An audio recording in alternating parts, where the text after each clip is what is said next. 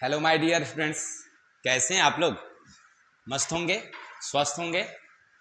और इसी मस्ती के साथ आज हम लोग फिर एक नए टॉपिक्स के साथ चलते हैं। Class 12 Hindi chapter 14।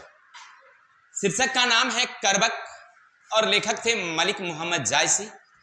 इसका हमने कल अपनी भाषा में समझाने का प्रयास किया।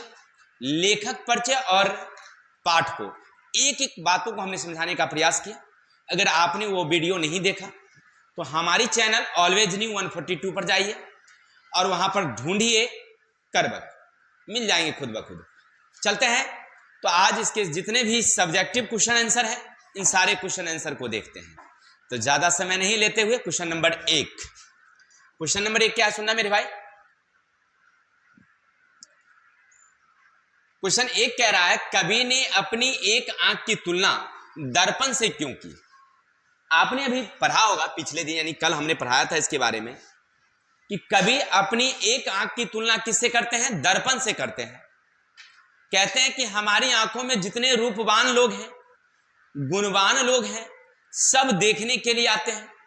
यहां दर्पण का मतलब यह है कि लोगों की जो अपनी सच्चाई है इसको वो एक आंख से पूरी दुनिया को देखते हैं और सबको बतलाते हैं। ठीक है, लिखेंगे कविता में कवि एक आंख से पूरी दुनिया को देखते हैं। यहां एक आंख से देखने का मतलब होता है, मुहावरा एक हो जाता है, एक आंख से देखना माने सबको समान देखना। और आंखों का दर्पण का मतलब है दर्पण में देखना, मुहावरा होता है, उसका अर्थ होता है कि अपनी सच्चाई को पहचानना। अर्थात कवि कविता में कहते हैं कि हमारी एक आंख दर्पण है, अर्थात सब लोगों को हम ज्ञान दे रहे हैं। एक आंख से हम सारी संसार को देखते हैं और सभी गुणवान लोग और बुद्धिमान जो लोग, रूपवान जो लोग हैं, वो सब हमारी आंखों में देखते हैं, यानी अपनी परछाई को देखने की प्रयास करते हैं, यानी अपनी जो उनकी सच्चाई है उनको जानने का प्रयास करते हैं। देखिए क्या लिखा सुनिएगा। कवि एक आंख से देखते हैं, उनके आधार पर कविता लिखते हैं, माने एक आंख से संसार को देखते हैं और उसी आधार पर कविता लिखते हैं। इसलिए उनकी आंख एक दर्पण की तरह काम कर रही है, यानी सबको समान भाव से विचार देते हैं। कवि एक आंख से सारे संसार को देखते हैं। वे एक आंख से जितना देखते हैं उतना ही संसार दोनों आंखों से देखता है। माने एक आंख से कवि जितना देखते हैं संसार भी उतने ही दोनों आंखों से देखते हैं। और इन आंखों में सभी रूपवान और गुणवान लोग अपनी मन को ढूंढते हैं। मन को ढूंढने का मतलब क्या कि हम में क्या गुण है, ये हमें कौन बता रहे हैं? तब मलिक मोहम्मद जायसी बता रहे हैं कि आपका क्या गुण है। आशा करते समझ गए होंगे। अगर नहीं समझे तो अपनी भाषा में एक बार देख लेते हैं। लिखिएगा, कवि मलिक मोहम्मद जायसी कहते हैं कि हमारे पास एक आंख है, हमने एक आंख से सारे संसारों को देखा है। जितना हम एक आंख से देखते हैं उतने ही सारा संसार दोनों आंखों से देखते हैं। अर्थात बराबर हम सारे संसार को हम एक बराबर देख रहे हैं। और जितने भी लोग हैं हमारी ज्ञान को ले रहे हैं और हमारी ज्ञान को लेने के बाद हमको एक दर्पण समझ रहे हैं। हमारी आंखों में जब वो देखते हैं तो वह अपनी परछाई को देखते हैं, अर्थात अपने गुणों को देख रहे हैं कि हम में क्या गुण है। अर्थात कवि कह रहे हैं कि हमसे लोग सीख रहे हैं। ठीक है, आशा करते हैं सीख गए होंगे। चलते हैं क्वेश्चन नंबर 2 की तरफ। पहले करबक में कलंक, कांच और कंचन से क्या तात्पर्य है? देखिए, मलिक मोहम्मद जायसी अपनी पहली पद जो रचना करबक का है, उन्होंने उनमें जो लिखा था कलंक किसके लिए कहा है तो चांद शब्दों के लिए प्रयोग किया है। कलंक किसके लिए? चांद। उन्होंने कहा कि चांद में भी एक दाग है, लेकिन जब रोशनी करती है तो उस पूरे संसार को रोशनी कर देती है, सब लोग उसकी रोशनी को लेते हैं। अर्थात यहां कलंक किसके लिए है? चांद के लिए। दूसरा है कांच, किसके लिए हुआ है तो कोयला के लिए हुआ है। कहते हैं कि जब तक आग में तपती नहीं तब तक सोना बनती नहीं। अर्थात कांच किसके लिए प्रयोग हुआ है? कोयला के लिए। और कंचन है सुमेरु पर्वत के लिए।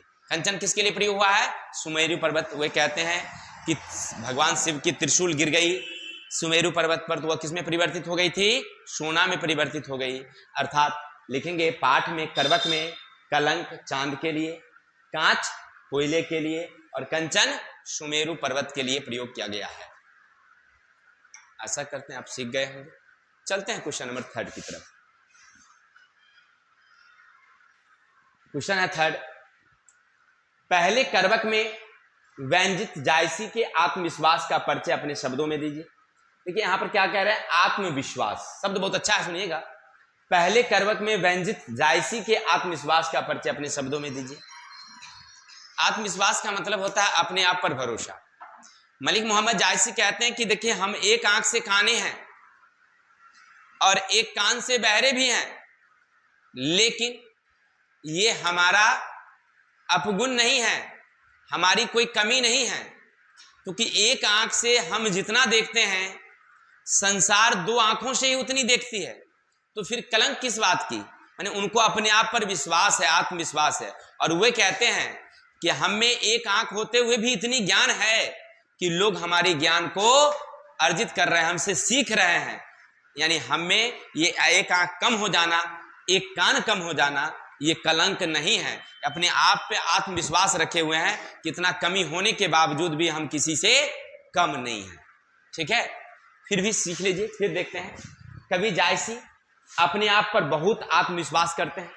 कहते हैं कि मेरे पास भले ही एक आंख है, लेकिन इससे दूसरों की हित करने की भरपूर शक्ति है। माने अपने आप पर विश्वास करते हैं कि अगर हमारे पास एक आंख है तो कोई बात नहीं, फिर भी हम दूसरों की भलाई कर सकते हैं। चांद भी कलंकित है, पर उसका प्रकाश कभी कम नहीं होता। उनका कहना है कि जहां खोट है वहीं महानता होती है। जैसे आम, कंचन, सुमेरु में खोट होने के बावजूद अच्छी गुण आई है, उसी प्रकार उनका व्यक्तित्व इतना विशाल बन गया है कि सब लोग उनसे झांकते हैं। यानी कहने का अर्थ है, इसको अपनी भाषा में अगर समझिएगा तो आप लिखिएगा, कभी मलिक मोहम्मद जायसी कहते हैं कि हमारे पास एक आंख नहीं है, एक कान नहीं है, तो हम कलंकित नहीं हैं। हम में इतना ज्ञान है कि एक आंख से लोग जितने 2 आंखों से पूरा संसार जितना देखता है, उतना हम एक आंखों से देख सकते हैं। और हम में इतनी ज्ञान है कि हम लोगों को सिखा सकते हैं, समझा सकते हैं, अर्थात लोगों को ज्ञान दे सकते हैं। अपने आप पर इतना आत्मविश्वास किए हुए हैं कौन, मलिक मोहम्मद जायसी जी। तो आशा करते हैं आप लोग इतना सीख गए होंगे।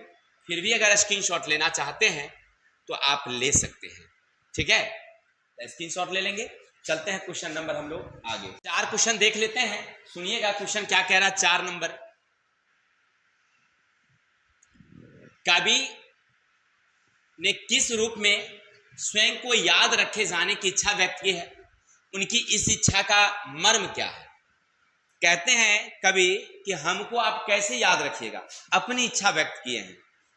तो वे कहते हैं, क्योंकि देखिए मलिक मोहम्मद जायसी को हम लोग प्रेम का पीर कहते हैं। अब प्रेम के लिए तो कौन कौन जानने गए, प्रेम किए कौन कौन, हीर रांझा, कौन कौन, अब हमको याद नहीं है। देवदास पारो भी किया था, फिल्म में भी देखे होंगे नहीं। तो ये प्रेम के पीर कवि हैं। कहते हैं कि हमने जो कविता लिखी है वो हृदय की खून से लिखी है, और उसको हमने अपने आंसुओं से सींचा है। तो अगर हमने इतनी मर्मकता से, इतनी बारीकी से अगर कविता लिखे हैं, तो हम नहीं भी रहेंगे तो भी हमें लोग याद करेंगे और हमारी कविता को समय पढ़ेंगे। अर्थात यहाँ पर मर्म है कि हमने बड़ी भावुकता से, बड़ी मर्मता से हमने कविता लिखी है।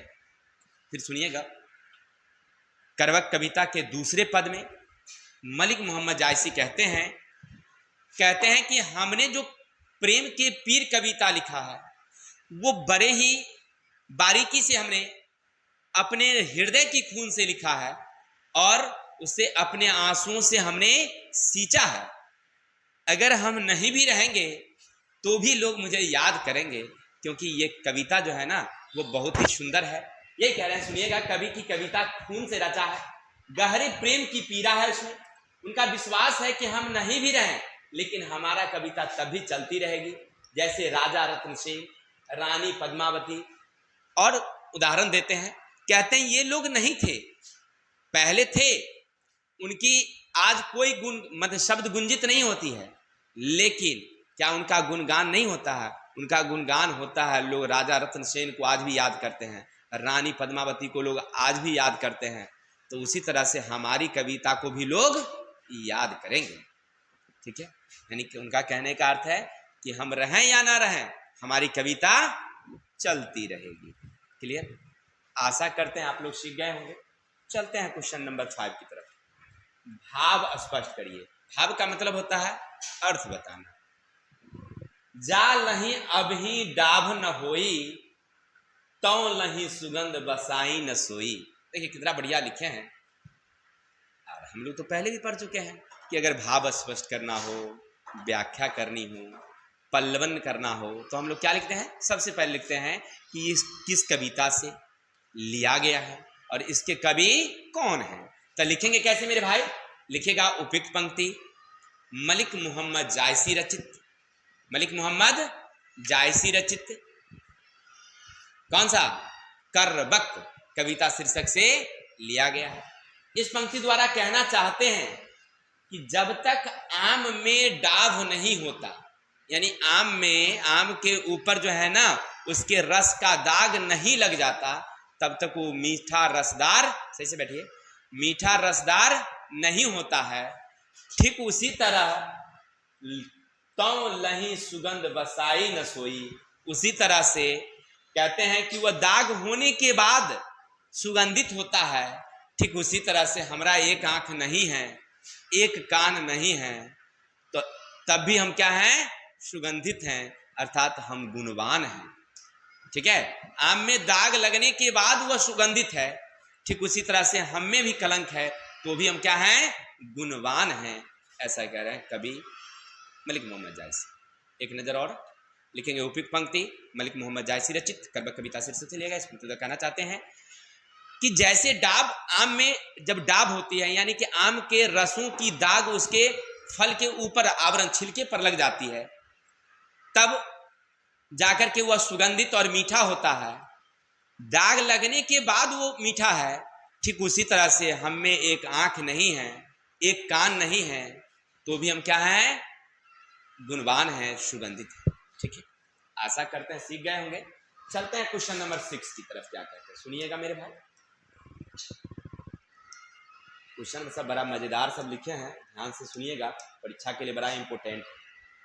क्या कहते हैं? देखिए, रकत केलई का क्या अर्थ है? रकत केलई, रकत माने क्या? देखिए ये खरी बोली की भाषा है, तो उन्होंने लिखा है रकत केलई माने खून से। लिखेंगे उपयुक्त पंक्ति द्वारा मलिक मोहम्मद जायसी कहना चाहते हैं कि हमने जो प्रेम के पीर कविता लिखी है वो अपने हृदय की खून से लिखा है। हृदय के खून का मतलब कि कविता लिखते समय हमने बड़ी ध्यान से, बड़ी मन लगा करके हमने ऐसी कविता लिखा कि पढ़ने वाले ना हमारी ओर आकर्षित हो जाएं, वो सोचें कि बार बार सुने। जैसे आप हमारी वीडियो देखते होंगे, आपको भी लगता होगा कि अरे एक वीडियो देख लिया तो निकाय एक और देख लेते हैं, तो ये आपको अच्छा लगता होगा। ठीक उसी तरह से वहां पर कहते हैं कि हमने ये कविता लिखा है, कैसा लिखा? खून से रचा, यानी अच्छी तरह के, ताकि लोग प्रसन्न हो जाएं, खुश हो जाएं, बारीकी से लिखने का प्रयास किया है। यानी रकत के लिए का मतलब हुआ खून से लिखा हुआ, बारीकी से लिखा हुआ। ठीक है, चलते हैं आगे। क्वेश्चन नंबर 7, मुहम्मद यही कवि जोड़ी सुनावा। यहाँ कवि ने जोड़ी शब्द का प्रयोग किस अर्थ में किया है? देखिए, अब कह रहे हैं यहाँ पर मुहम्मद यही कवि जोड़ी सुनावा, यानी जोड़ी का मतलब है जोड़ना। यहाँ पर जोड़ी का मतलब क्या हुआ? जोड़ना। लिखेंगे उपयुक्त पंक्ति में मलिक मोहम्मद जायसी जोड़ी शब्द का प्रयोग जोड़ने के अर्थ में किया है। कवि कह रहे हैं कि मैं खुद कुछ नहीं कर रहा हूं, बस हम क्या कर रहे हैं कि भारत में जो भाषाएं चल रही है, जो लोग पसंद कर रहे हैं जैसी चीज, हम उस चीज को जोड़ जोड़ करके आपको दे रहे हैं। सब भाषा तो यहाँ बोली ही जा रही है, बस क्या कर रहे हैं? हम जोड़ रहे हैं और जोड़ करके आपको दे रहे हैं। ठीक है, आशा करते समझ गए हैं। फिर भी एक नजर लिखेंगे मलिक मोहम्मद जायसी उपयुक्त पंक्ति में जोड़ी शब्द का प्रयोग जोड़ने के लिए किया है। वे कहते हैं कि हम कुछ नहीं कर रहे हैं, हम क्या कर रहे हैं? केवल कि यहाँ जितनी भाषाएं भारत में बोली जाती है, इन सारी भाषाओं में जो अच्छी भाषाएं हैं, जो अच्छी चीजें हैं, हम उस सब को क्या कर रहे हैं, केवल जोड़ जोड़ करके आपके सामने दे रहे हैं। ठीक है, चलिए बहुत अच्छा, आगे चलते हैं। क्वेश्चन नंबर 8 सुनिएगा। कहते हैं दूसरे करवक का भाव सौंदर्य स्पष्ट कीजिए। तो दूसरे करवक यानी आपने कल पढ़ा था दूसरे करवक में, उनमें उन्होंने क्या कहा था? तो कहा था कि सुनिएगा, कहते हैं कि मैंने प्रेम का पीर कविता अपनी हृदय की खून से लिखा और आंसुओं से सींचा है, और ये कविता इतनी प्रसिद्ध है, अच्छी है कि लोग पढ़ने वाले मोहित हो जाते हैं। अगर हम नहीं भी रहें तो भी हमारी कविता चलती रहेगी।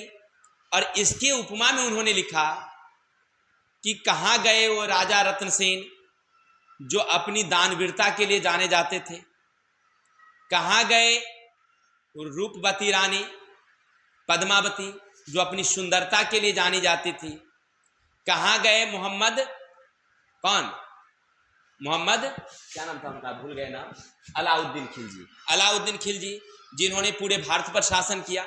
बहुत सारे नाम वहां पर लिखे हैं। कहते हैं इन सारे के कहाँ गए, क्योंकि वो सब जो थे, सुल्तान क्या था जी, नाम ध्यान में नहीं है, बोलिए तो नाम क्या था? हाँ वही अलाउद्दीन सुल्तान खिलजी। ठीक है, तो वो कहाँ गए, सब तो खत्म हो गए ना, लेकिन क्या रह गया, उनकी कीर्ति रह गई, उनका गुण रह गया। जैसे फूल टूटने के बाद अपनी सुगंध नहीं छोड़ती, वैसे ही जब मैं नहीं रहूंगा फिर भी हमारी कविता चलती रहेगी। ठीक है, तो दूसरे पद में उन्होंने क्या लिखा समझ गए? फिर से एक नज़र देख लेते हैं, क्या लिखेंगे? लिखेंगे दूसरे पद में कवि मलिक मोहम्मद जायसी कहना चाहते हैं कि हमने जो प्रेम का पीर कविता लिखा है वो बड़ी ही बारीकी से, अच्छे ढंग से लिखा है, अपने हृदय की खून से हमने उसे सजाया है और आंसुओं से हमने सींचा है। ये कविता ऐसी है कि जब लोग पढ़ते हैं मोहित हो जाते हैं। इसके उपमा में उन्होंने दिया है कि कहाँ गए राजा रत्नसेन जो अपनी गुणवानता के लिए जाने जाते थे। फिर कहते हैं, आगे लिखते हैं कि कहाँ गए हुए सूबा राजा जो अपनी मतलब बुद्धिमानी के लिए जाने जाते थे, कहाँ गए हुए अलाउद्दीन सुल्तान जो अपनी वीरता के लिए जाने जाते थे, कहाँ गए हुए राघव जो जिनकी व्याख्यान लोग क्या करते थे, और पद्मावती रानी कहाँ गई जो इतनी विश्व सुंदरी थी। आज तो उनकी बातें सुनाई नहीं देती ना, उनकी आवाजें सुनाई नहीं देती, लेकिन रह गई क्या, तो केवल उनकी कीर्ति। फिर उन्होंने कहा कि जैसे फूल टूटने के बाद अपनी सुगंध नहीं छोड़ती, वैसे ही हम नहीं रहेंगे तो भी हमारी कविता चलती रहेगी, लोग हमें याद करते रहेंगे। ठीक है, और आप लोग भी हमें याद करते रहिएगा। आप भी देखिएगा वीडियो, हमारी वीडियो जब नहीं मिलेगी तो आप याद जरूर कीजिएगा। नहीं, चलिए आगे चलते हैं। क्वेश्चन नंबर 9 क्या कहते हैं सुनिएगा, व्याख्या करें। धनी सो पुरुष जस कीर्ति जासू, फूल मरे पर मरे नवासु। क्या कहते हैं सुनिएगा, उपयुक्त पंक्ति मलिक मोहम्मद जायसी रचित, मलिक मोहम्मद जायसी रचित करवक कविता शीर्षक से लिया गया है। इस पंक्ति द्वारा कहना चाहते हैं कि जैसे फूल मरने के बाद, टूटने के बाद भी अपनी सुगंध नहीं छोड़ती है, ठीक उसी तरह जो धनी पुरुष होते हैं यानी गुणवान पुरुष होते हैं, उनके मरने के बाद भी उनका नाम चलते रहता है। वो रहें या ना रहें, लेकिन उनकी कीर्ति, उनका गुण ये चलते रहता है, ये कह रहे हैं। ठीक है, बहुत अच्छी बात। तो आशा करते हैं आपको इतनी बातें समझ में आई होगी। चैप्टर बहुत ही छोटा था तो क्वेश्चन भी छोटा है, मात्र 9 क्वेश्चन थे आपके पाठ में, तो हमने उसे समझाने का प्रयास किया। और हमको नहीं लगता है कि इससे आसान तरीके से आपको कोई समझाया जाए। अगर आपको हमारी वीडियो अच्छी लगी हो तो अपने मित्रों को शेयर कीजिए, और हम विदा लेते हैं। हंसते रहिए, मुस्कुराते रहिए, मस्त रहिए। मिलते हैं नेक्स्ट वीडियो में, तब तक के लिए जय हिंद, जय भारत।